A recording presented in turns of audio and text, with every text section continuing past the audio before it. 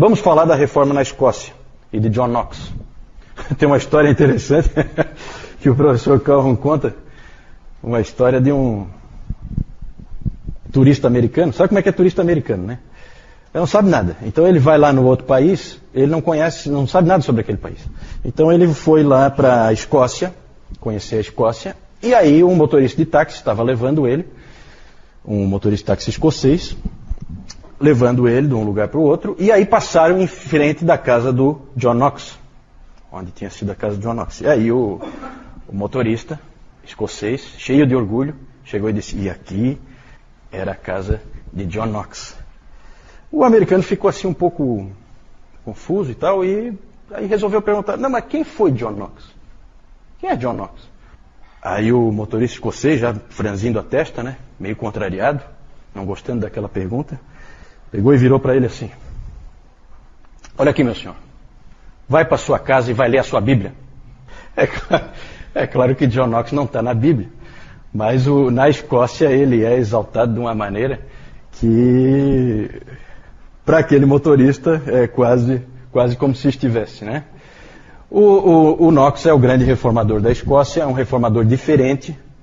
Algumas pessoas não veem ele com tão bons olhos assim, porque ele é um reformador que fez reforma pegando em armas, né?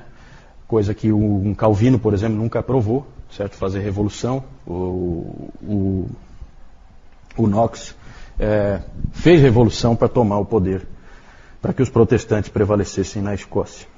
Ele foi padre, ele era um padre católico, depois foi professor, chegou a ser guarda-costas, né?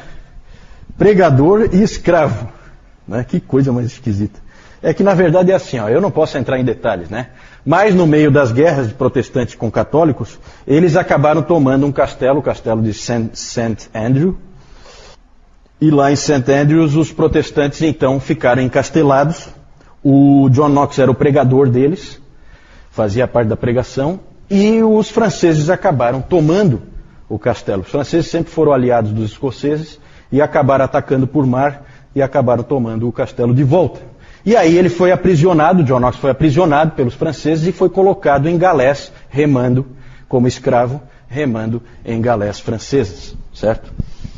Num determinado momento lá ele acabou sendo solto e aí ele foi para a Inglaterra. Na Inglaterra ele começou um bom trabalho de pregação, era o reino do Eduardo VI, aquele menino que era protestante, certo?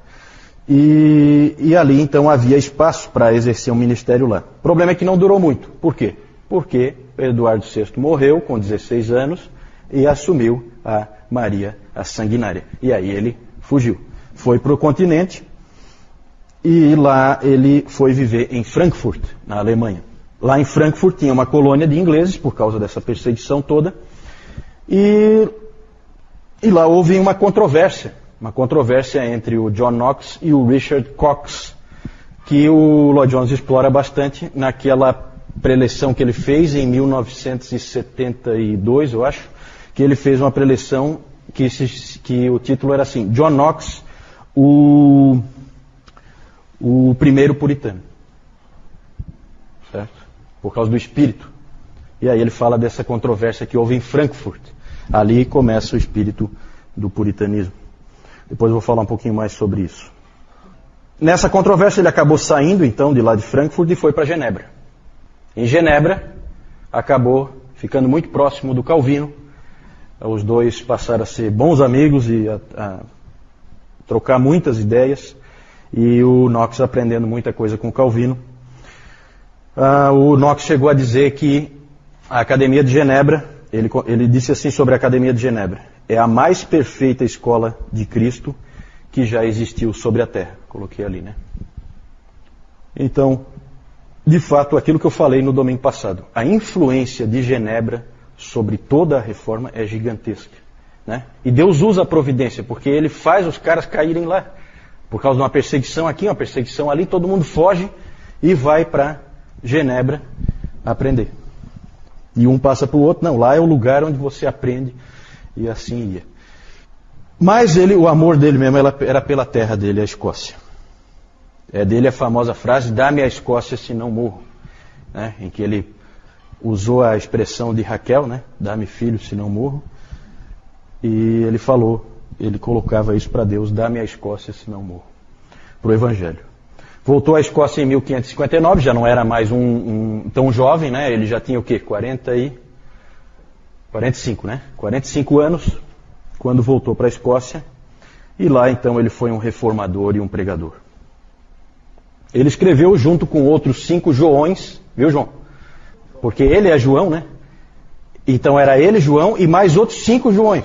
Porque, olha, o que tem de João na história da igreja não é pouca coisa.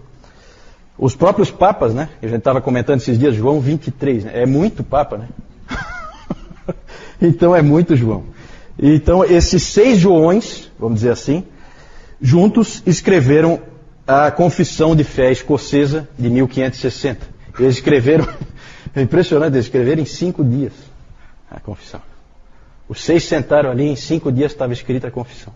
É umas coisas assim que são impressionantes. Também escreveu, depois mais tarde, os escoceses usaram a Confissão de Fé de Westminster. Mas agregaram nessa Confissão Escocesa, não excluíram, mantiveram as duas lado a lado.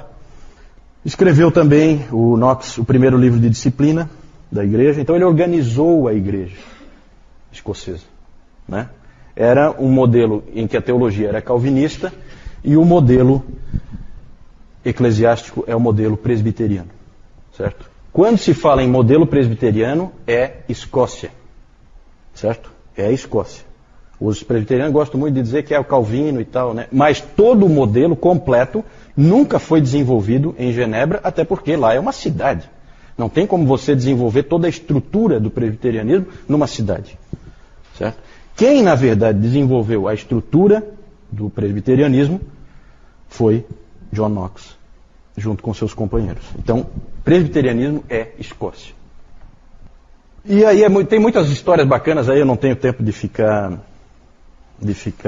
falando sobre isso, a gente precisa tocar, né? Mas é muito bacana o que John Knox e os reformadores fizeram com a Escócia. A Escócia era o país mais pobre da Europa e se tornou um celeiro de grandes gênios da humanidade, né, a partir da reforma. Porque o Knox tinha uma preocupação muito grande em fornecer educação para todos. Então, de cara, houve esse trabalho de educação. Eles cuidavam também dos pobres. O Knox sempre insistia que o alívio do sofrimento dos pobres e um sistema de educação universal eram responsabilidade da igreja.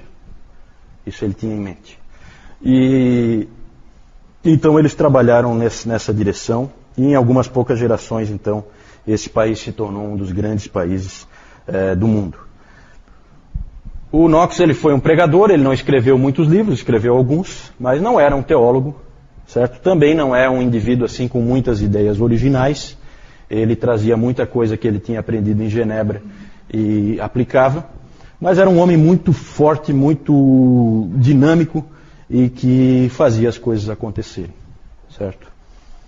Ele é famoso por ter enfrentado várias vezes a rainha Maria dos escoceses, não confunda com Maria Sanguinária, certo?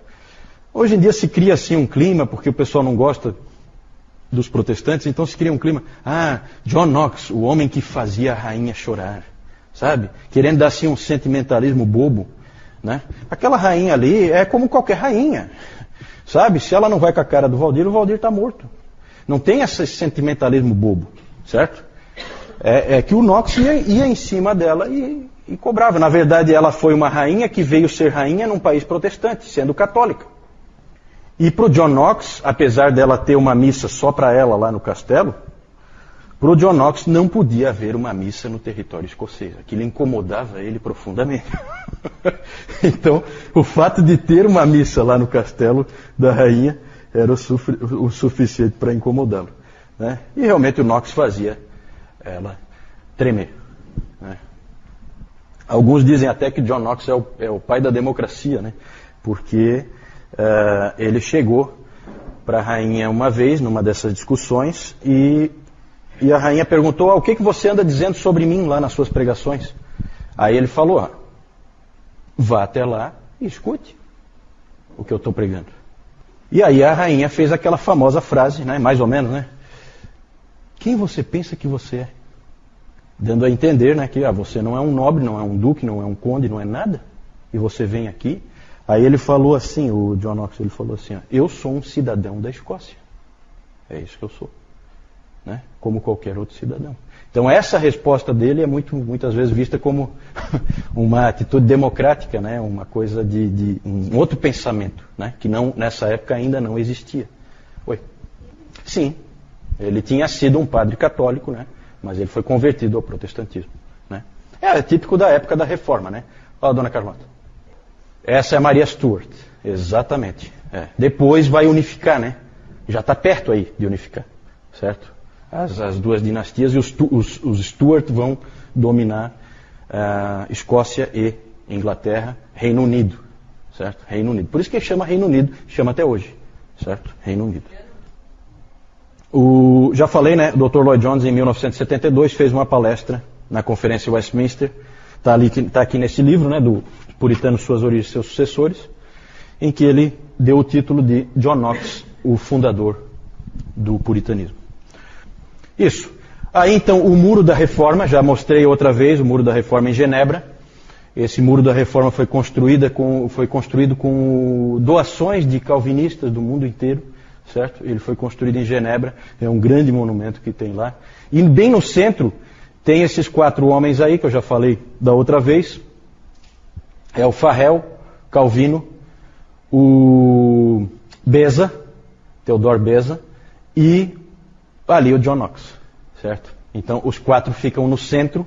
Depois eu vou mostrar uma outra foto, porque ele é bem comprido esse muro. E aí eu vou mostrar que tem mais gente no muro. Mas esses 4 são os 4 centrais, tá? No Muro da Reforma. Então uma foto de John Knox, e ali ele pregando, né? Esse quadro aí é famoso porque dá a impressão de que ele vai sair voando em cima do público. Aí não dá para ver muito bem, né? Mas é porque ele era realmente um pregador fervente, certo?